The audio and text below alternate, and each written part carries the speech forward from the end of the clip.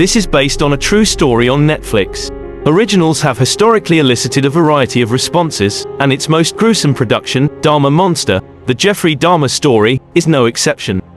More or less a factual biography, the limited crime drama series explores the life and killings of Milwaukee cannibal Jeffrey Dahmer. However, like most of Netflix's true crime documentaries, there are some hidden truths surrounding Dahmer. Today I'll be revealing the information Netflix withholds regarding the events surrounding Jeffrey Dahmer's killings and arrest that will leave your mouth wide.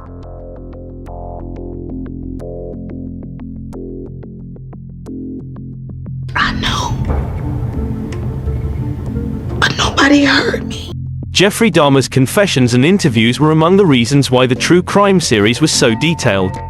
According to some people who had one-on-one interactions with Dahmer during his life, he was fairly forthright and cooperative.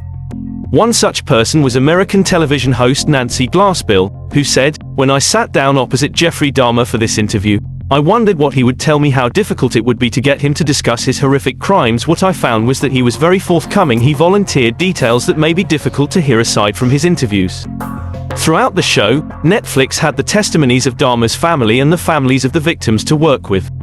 You can see that Netflix went to great lengths to produce the series with detailed accuracy. This detailed accuracy is especially evident in the scene where the family members of the victims are allowed to speak during the court proceedings. Their speeches contained almost the exact wording as the actual court transcripts. Sound familiar? But there are times in the show when the true life story becomes a lot less true because there's been some sort of deviation from the author.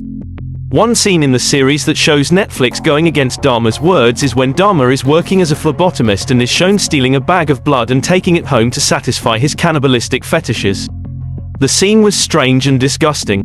I'm sure you didn't realize it was an exaggeration. While speaking about the incident, Jeffrey stated that he only tried a vial of blood on the rooftop of the center where he worked to see how it tasted. He also claimed that he spat out what little he had taken, and well, let me just say that this is a different picture than the one Netflix painted, considering the insane amount of source material that was readily available to the production service. According to actual events, Glenda Cleveland's involvement "but nobody heard me" was Glenda Cleveland's chilling statement that got everyone's attention and even some goosebumps in my case. Glenda Cleveland was a prominent figure in the months leading up to and following Jeffrey Dahmer's arrest. Glenda's involvement in the events was heavily emphasized by Netflix and their show, and for good reason, but was there more to her involvement than what Netflix was letting on, or less? For starters, the show depicted Glenda as Dahmer's neighbor in the Oxford apartments, and she was even the subject of an unsettling scene in which she was forced to eat a sandwich made by Dahmer. Actual events in real life: Glenda Cleveland wasn't a Dahmer's neighbor. She didn't even live in the Oxford apartments. She lived in a different building adjacent to it, and there was no indication that Glenda and Dahmer had ever met prior to her meeting him on the street with one of the victims. Conorak sent the symphony before his death. The unsettling sandwich scene was another Netflix add-on that actually happened to Pamela Bass, a lady who was actually Dahmer's neighbor.